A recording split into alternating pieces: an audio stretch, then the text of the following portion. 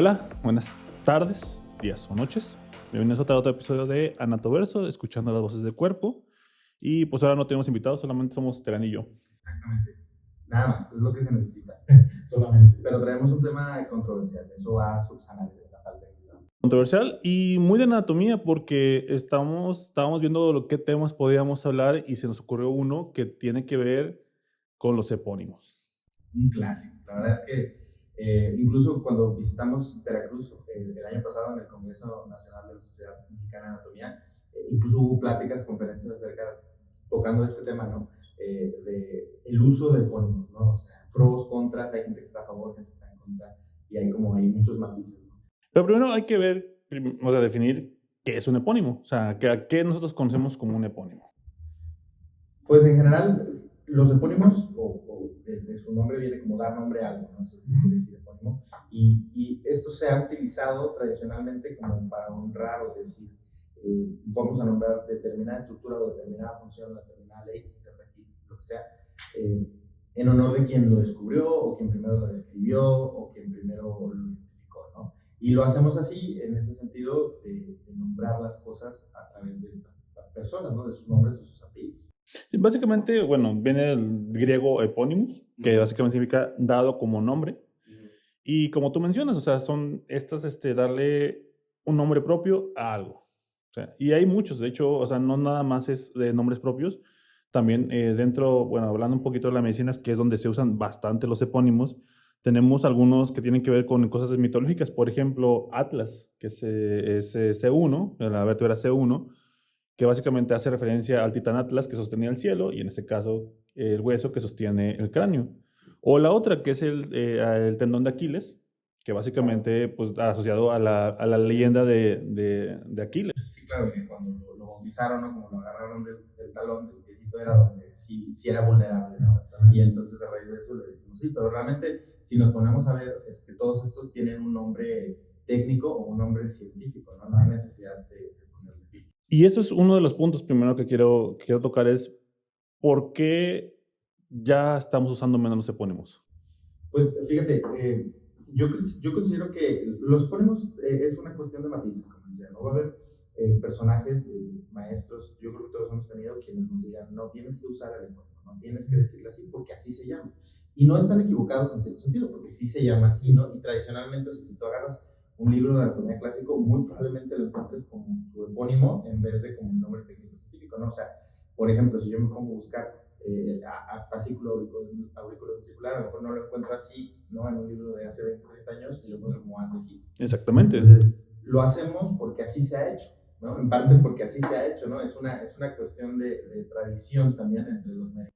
Sí, sin embargo, actualmente, pues lo que se sabe o lo que se recomienda es que no se usen porque uno tiene una falta de descriptividad. O sea, cuando tú te dicen as de his, pues no tienes más idea que si no conoces el contexto, ¿qué es? O sea, y, más como o a un nombre más descriptivo, glandulas de Meibomian, por son otro ejemplo. Otras cuestiones tienen que ver con inconsistencias o regionalismos. O sea, hay nombres que se usan en cierta parte del mundo y otros que no se usan en cierta parte del mundo, y eso puede traer confusiones. Y uno creo que de los más importantes es las controversias éticas e históricas que tienen que ver con estos personajes. Sí.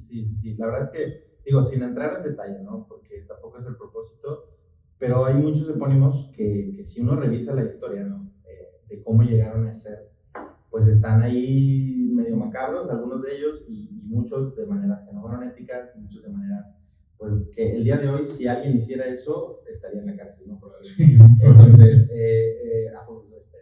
Entonces, muchos de estos tienen ese trasfondo que dices, que esa es una de las críticas que se hacen, ¿no? Algunos médicos dicen, es que si yo le sigo diciendo a tal cosa de tal manera, y esta persona era una mala persona, ¿no? Hizo tal, cometió tales crímenes y todo, es como honrar a una persona mala. Y es uno de los, digamos, puntos más álgidos en los últimos años, porque ha habido, especialmente después del 39 y del 45, que un cierto señor alemán hizo algunas cosas, empezaron a hacerse también estos cambios en la parte de los epónimos y usar terminologías más descriptivas para referirse a las estructuras, que de hecho vamos a hablar de algunas cosas y de algunos epónimos famosos dentro de la medicina, no nada más en anatomía, la mayor parte tienen que ver con anatomía, Pero me gustaría hablar de algunos porque son de los más comunes y a veces no conocemos la historia de estos epónimos. Uno de los que yo quiero comenzar es Falopio. Falopio y que de hecho Falopio no nada más la descripción clásica o el epónimo clásico son las trompas de Falopio, pero realmente tiene varios epónimos, que es el hiato de Falopio, acueducto de Falopio, conducto de Falopio, y incluso hay un test de Falopio, que es la histerosalpingografía. Correcto. Sí, Falopio, por ejemplo, es un muy buen ejemplo, es un ejemplo muy clásico, ¿no? Falopio fue un médico, me parece italiano, que vivió en el siglo XVI, ¿no? Un contemporáneo de Vesalio, incluso Vesalio fue su mentor, si no mal recuerdo. Entonces, mientras aquí en México estábamos viviendo los estragos de la conquista, él, mientras tanto, estaba en Europa en las más prestigiosas escuelas de medicina en Italia, realizando descripciones, ¿no? Él es muy famoso por varias, como dices, pero no hay ninguna que sea más importante, yo creo, que la de las trompas de Falopio, ¿no? Que para describir las trompas. Entonces, le seguimos diciendo así, ¿por qué? Porque él fue quien empezó a describirlo, lo describió así, y de hecho, o sea, si te pones a ver su historia, todo en la medicina y yo creo que todas las ciencias, vas a encontrar gente que corregía los de antes, ¿no? Entonces, por ejemplo, él corrigió varias cosas de las que decía Galeno o de las que decía Vesalio, las modificó, y entonces fue él sembrando otro pensamiento, ¿no? Y no se le conoce nada más por eso. Por ejemplo, él es una de las personas a quien se le atribuye la invención del preservativo, del condón masculino, y nadie habla de eso, ¿no? O sea, y lo cual también es probablemente mucho más importante que la población en general tenga contacto con un método de anticonceptivo de barrera como este, que con las trompas de Falopio, pero nadie le dice al condón Falopio, ¿no? O sea, y ahí es donde dices, pues no hay necesidad, o sea, se agradece el descubrimiento, pero no hay necesidad de ponerlo. Y también considerando esto, o sea, él vivió en 1523 y falleció en el 62, o sea, falleció joven, a 39 años, y pues la verdad es que son ya, que nos separan 500 años desde que se describieron estas estructuras anatómicas. Y seguimos diciéndoles. Y seguimos diciendo así. Y así como él, digo, Vesalio también tiene sus epónimos, que no vamos a meternos como un poco con este. Eustaquio también, que también hay unos de los anatomistas clásicos. Claro. Pero yéndonos un poquito más acá a la modernidad, tenemos otros, por ejemplo, Virchow. Ah, sí. Rudolf Virchow, él es un médico prusiano, él nació en 1821. Básicamente hizo muchos descubrimientos y muchos aportes. Dentro de los epónimos que se conocen de Virchow está el ganglio de Virchow, espacio de Virchow-Robin, triada de Virchow, línea de Virchow y enfermedad de Virchow. Sí. Entonces, era una época en la que hacer descubrimientos médicos era pues más accesible. Accesible, ¿no? Porque al final del día, si ves la historia, también hay mucho, en esta historia de los epónimos, hay mucho, vamos a decirle, privilegio, porque no es como que cualquiera pudiera... bueno, sí. De hecho, muchos de estos epónimos están muy centrados en la parte europea, o sea, de la parte Precisamente eso es lo que voy, o sea, están ahí porque había un poder adquisitivo más grande y en cierta población concentrada, y esto era quienes estudiaban y quienes tenían acceso a eso. Y bueno, dentro de esto, Virchow, bueno, pues es uno de los médicos más recordados, especialmente medicina interna y cirugía son de los también que más se recuerdan. Pero pues no fuera de eso tampoco no estaba tan, o sea, tenía ideas muy revolucionarias, pero a la vez también tenía ideas que se contraponían a actuales teorías que ya están aceptadas. Por ejemplo, Virchow fue un gran contrario a la teoría de la enfermedad por bacterias.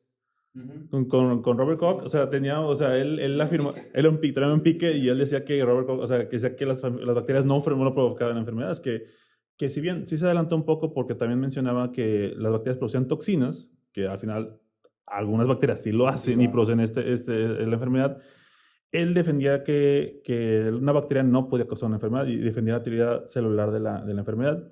Tanto así que con otros contemporáneos que fue Semmelweis, que fue el pionero en la parte del lavado de manos, fue uno de los que se opuso al lavado de manos en los hospitales para evitar la fiebre puerperal, que mataba a muchas mujeres en ese momento. Sí, claro. Otro también con el que estuvo en contra fue contra Darwin. Ah, sí. Entonces, contra teorías evolutivas, ¿no? Sí, exactamente. Si bien Virchow fue un claro defensor de que no tendríamos que enfocarnos tanto en una medicina regional, o sea, europea, sí fue de que con Darwin no es que estuviera tan en contra, O sea, no en contra en sí, sino de que mencionaba que no había suficiente evidencia para sustentar las teorías que proponía Darwin. Tanto así que mencionaba que los huesos obtenidos del Neandertal en ese momento los definió como un hombre con malformaciones congénitas y artritis. Sí, bueno, digo, ahí habría que revisar la historia, ¿no? Al final del día no estoy seguro, y no sé tú, pero yo no estoy seguro qué información tenía disponible. O sea, no está mal, digamos, yo creo, no está mal estar, digamos, escéptico acerca de la teoría, pero también una cosa es estar escéptico y otra cosa es negarla, ¿no? Sí. Que mucha gente, por ejemplo, tenía ciertas teorías, ¿no? No vamos a tocar los que decían, ¿no? Gente medio así, la eugenesia y todo este show que obviamente es pura pseudociencia de basura. Esas personas sí están mal, ¿no? Porque entonces ahí sí no le estás dando su mérito a la ciencia. De hecho, Virchow fue de los que estaban, o sea, de los que fueron en contra de las teorías de eugenésicas. O sea, fue un contrario muy fuerte contra esas teorías y que la medicina no tenía que ser solamente en una sola área, o sea, tenía que expandirse a más áreas. Claro. Y por ejemplo, yo te preguntaría ahí, o sea, porque obviamente estamos aquí temas en anatomía, somos profesores, ¿tú qué opinas? Así, porque es un tema común, o sea, más de una vez el estudiante te pregunta, oye, doctor, le digo, no le digo Al-Nahid, le digo no Atlas, o le digo Seguno, o qué, o sea, ¿qué mensaje les das tú, por ejemplo? Yo personalmente, o sea, yo soy más de la parte de, entre más descriptivo sea, mejor. O sea, yo no soy tanto del uso de epónimos porque también tengo muy mala memoria, entonces es más la información que tengo que recordar y se me hace más fácil a mí describir algo, o sea, darle nombre de algo descriptivo que me ayuda a aprender lo que estoy usando. Claro, y fíjate, eso es lo que se aspira, ¿no? Porque se supone que los nombres técnicos que le dan, por ejemplo, que si le vas a decir, no lo hace trompa falopio, lo hace trompa uterina, o sea, tiene que describir algo del órgano o una descripción anatómica, o sea, o describe su forma, o describe su función, o describe alguna relación con... O de dónde va... Es decir, como dices tú, te da información que al final del día, si tú dices trompa de falopio, o sea, bueno, ahorita también sabemos que es una trompa de falopio, pero a lo mejor el primer día que estábamos viendo pelvis, no hace ya unos años, pues decías, o sea, ¿por qué es trompa de falopio? Sí, no, incluso eso es uno de los principales argumentos en el contra de uso de epónimos, o sea, que no son descriptivos. Tanto así que el siguiente que tenemos aquí es una persona que probablemente sea el que más tiene epónimos registrados, o al menos tenemos conciencia, que es Charcot. Ah, bueno. Charcot fue un médico parisino de 1825. Básicamente, de él tenemos los siguientes epónimos. Enfermedad de Charcot, que es la ELA, la esclerosis lateral amiotrófica. Enfermedad de Charcot-Marie-Tooth, que es otra enfermedad neurológica. Síndrome de Charcot-Willebrand. Triada neurológica de Charcot. Articulación de Charcot. Aneurisma de Charcot-Bouchard. Fiebre hepática intermitente de Charcot. Triada de Charcot. Necrosis de Charcot-Gombald. Cristales de Charcot-Leyden. Geroderma de Charcot y arteria de Charcot. Nadie puede aprender. Y si los lees así, quién sabe, porque por ejemplo, uno pensaría que por ejemplo la articulación de Charcot sea una articulación anatómica, pero realmente hace referencia a una patología, que es una artropatía neuropática, pero que también es conocida como pie de Charcot. Sí, pero por ejemplo, o sea, realmente no hay necesidad de decirlo de esta manera, o sea, podríamos, existen, o como dijiste en algunas leyes, o sea, hay nombres técnicos científicos que al final del día, uno, van a ser más fáciles de recordar y dos, van a dar más información técnica sin alterar la comunicación. Es decir, sin que yo, médico A, el médico B me entienda. O sea, realmente no hay una razón por la que un nombre técnico no funcione. Al contrario, funcionaría mejor. Y además, como datos curiosos, encontrando que cuando me puse a investigar a Charcot, él era ferviente defensor de la hipnosis. Y usaba como una herramienta diagnóstica terapéutica, y usualmente las terapias de hipnosis las hacía en público. Entonces también eso suscitaba, bueno, ya a posterior, suscitó como que ciertas preguntas sobre, pues también el consentimiento, los tratamientos y digamos, esta parte del anonimato del paciente. Sí, de la buena práctica. La buena práctica clínica, básicamente. Sí, claro. Pero sí, y pues él también entré a pique porque pues él defendía esto como una terapia médica y pues los contemporáneos también ahí Sí, hay mucha gente que no. Digo, hay una sección o un grupo de profesionales que sí la tienen, pero independientemente de si sea válido o no, realmente lo más común es que se piense. Y ahora, pues yo también, los siguientes que voy a mencionar, ya entramos en terreno escabroso, porque entramos con los con los epónimos que Sí. estamos ahí entre la línea de lo ético, no ético y usarlos y no usarlos. El primero es de William Heath Jr., porque hay un William Heath padre. William Heath Jr. fue un médico nacido en el 29 de diciembre de 1863. Él es de Suiza y él fue el que describió lo que conocemos actualmente como el haz de Heath, que son las fibras nerviosas que permiten, o especializadas, que permiten la conducción nerviosa a través del corazón. Pues él fue un anatomista férrimo, o sea, también describió varias cosas como por ejemplo el bloqueo cardíaco y también describió la fiebre de trincheras. Ujú. El detalle con él fue que tenía ciertas hipótesis e ideas que apoyaban la eugenesia, que es básicamente la supremacía de una raza sobre otra. Sí, claro. Entonces ahí estuvo pues, rozando esas ideas, o tuvo algunos estambres. No hay realmente evidencia sobre que haya compartido o ha estado en otra más ideas o más controversias. En alguna organización. Pero, sí, o sea, fue como que se le deja y como que ya también por eso es como que se toma con reserva ese nombre. Sí, y fíjate, yo ahí te pondría un ejemplo. O sea, imagínate que tú eres un estudiante, ya te daste medicina, ya hiciste medicina interna y te vas a, no sé, inserta aquí determinado hospital así súper especializado en cardio. Y llegas y tienes un profesor, un mentor ya, no sé, de unos 60 años, 65 años, que cuando él estudió medicina, nadie le decía fascículo ventricular, todo el mundo le decía de His. Entonces, él te va a decir haz de His, ¿no? Sí. O sea, y está mal, pues, o sea, no es que esté mal o bien, es que así es como lo saben, y entonces es más fácil que poco a poco hagamos un cambio generacional, donde poco a poco digamos, ok, te voy a decir fascículo ventricular, entre paréntesis, haz de His, ¿no? O sea, que el nombre técnico sea el primordial, y ya, si te quieres aprender el epónimo, pues bueno, nadie te va a impedir, no es un mundo libre, pero tienes que saberte primero el nombre técnico, porque luego están estas controversias como las de él, y hay otras que seguro te vas a decir, ¿qué dices tú? Ok, independientemente de la controversia, de si eso no hay evidencia, de si pasó o no pasó, lo que tú gustes y mandes de la situación, ¿qué necesidad tenemos de decirle así exactamente a una estructura? Sí. Pero, y eso se queda más claro con los siguientes, porque ya los siguientes sí están más pesados. Uno es el doctor Max Clara. Max Clara fue un anatomista austriaco-alemán que de las células de Clara exactamente, que básicamente él pues contribuyó con un régimen allá en la Alemania del 39. Y él, para que él sí se le comprobó que pues trabajó activamente con el partido.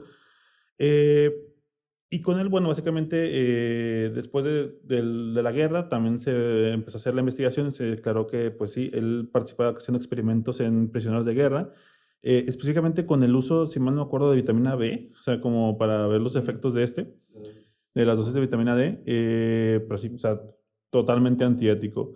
Y el otro es un médico también alemán que es Friedrich Weniger.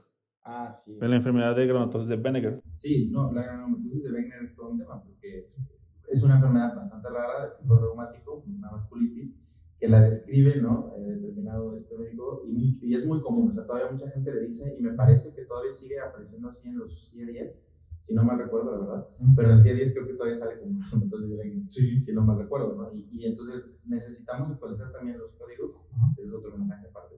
Pero, pues este personaje sí sé que también tuvo sus roces, ¿no? Con estas ideologías y estas, pues digamos, Bueno, ahí hubo mucha controversia porque él es patólogo, digo, fue en el 32 se supone que fue parte del partido, pero hay entre los diferentes que anduve investigando, resulta que hay algunos que dicen que sí participó activamente y otros que solamente fue un alemán más de su época que estuvo ahí de médico. Pero, entre si son peras o son manzanas, en el 2011, cuando salieron estos vínculos de su pasado, las sociedades, diferentes sociedades empezaron a hacer, específicamente la American College of Rheumatology, empezó a hacer el cambio de usar el nombre de enfermedad de Weniger o granulomatosis de Weniger por granulomatosis con poliangiitis, que es el término que actualmente es el que está aceptado. Y ese es un gran ejemplo, porque tú me dices granulomatosis con poliangitis y yo, al menos, así, sin ser reumatólogo, sin ser nadie más, si más soy médico, todo va a salir.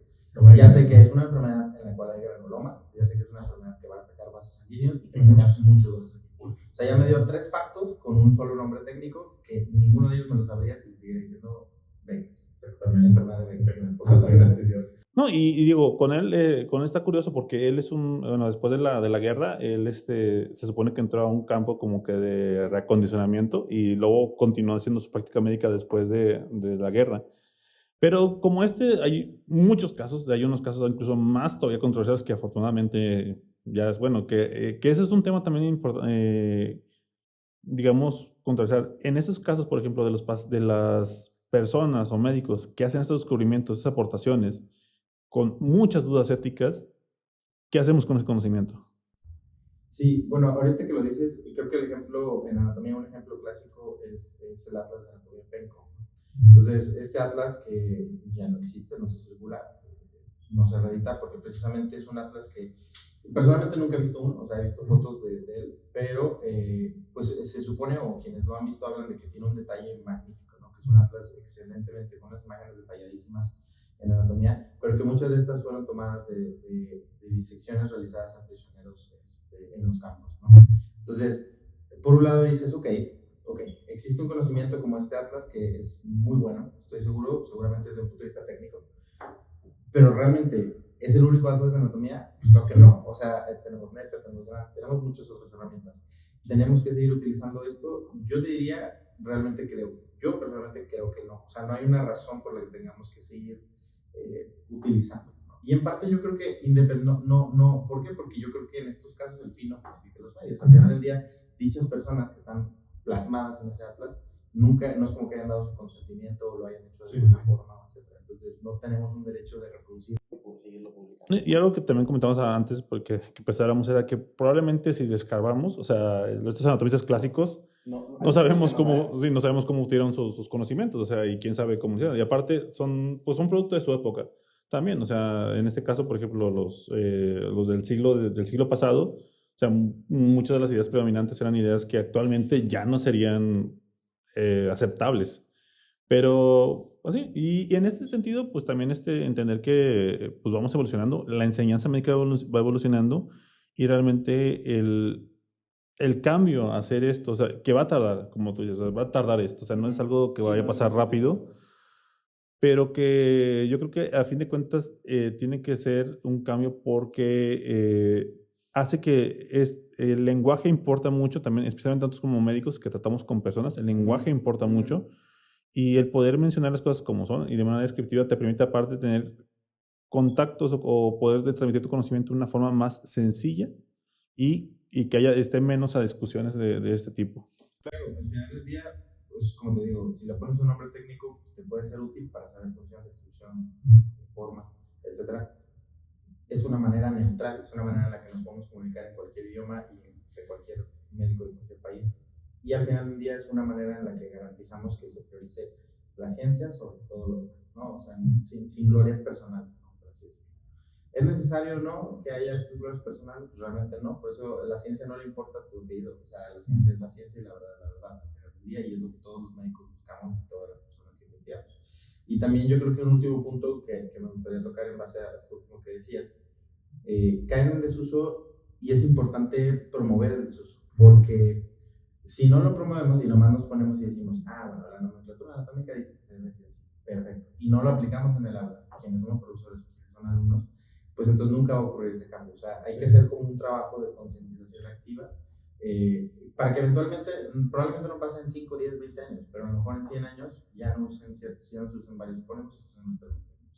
Y quienes vivan en 100 años van a disfrutar esos beneficios y va a ser lo más correcto. Sí, no, definitivamente. Y pues básicamente también entender que pues todo esto, la evolución y el conocimiento médico es un constante cambio. Y, o sea, también, o sea, tiene su mérito haber descubierto, o sea, pero... Claro, no es como que los vas a borrar de un libro de historia, pero que la historia se quede en el libro de historia, ¿no? O a lo mejor en una viñeta de un libro de anatomía, con el falopio fue por ahí, ¿no? Una pequeña instrucción, pero no tiene por qué seguirlo diciendo así de la estructura, o sea, no tiene un sentido técnico, no tiene un sentido descriptivo, anatómico, no tiene un sentido científico. Entonces, debemos, yo creo, y mi opinión personal, siempre se lo digo a los alumnos, o sea, a mí no me importa si se saben el epónimo, o sea, si quieren aprender el epónimo, perfecto, pero primero se aprenden el nombre técnico y luego el epónimo, o sea, ese es el orden. Por ejemplo, y procedimientos, ¿tú qué opinas? Procedimientos y métodos. Porque fíjate, yo descubrí uno que no sabía que era un epónimo. Cochrane es un epónimo. ¿A poco? Sí. ¿De qué? Es un médico, creo que estadounidense, que se involucró mucho en la parte de la metodología científica de medicina. Por eso Se llama Cochrane. Pues, híjole, yo creo yo creo que aplica lo mismo. La verdad es que hay que poco a poco desplazarlos, pero hay que saber los dos, porque creo que ahí sí es un poco más difícil, porque muchos clínicos se acostumbran, porque como te decía al principio, ¿por qué los usamos los ponemos? Porque se usaban y así ha sido, ¿no? Porque así ha sido, ¿no? De esas cosas. Entonces, no es como que porque el día de hoy tú y yo digamos, no, pues mejor usar el nombre científico o la nomenclatura anatómica, ya de un día para otro desaparece. Y ahí hay que mantener esa comunicación, porque imagínate que un día, no sé, tú dices cierto procedimiento y no lo entendió el médico bien, porque a lo mejor pensó que era otro, por decir, no sé, un error.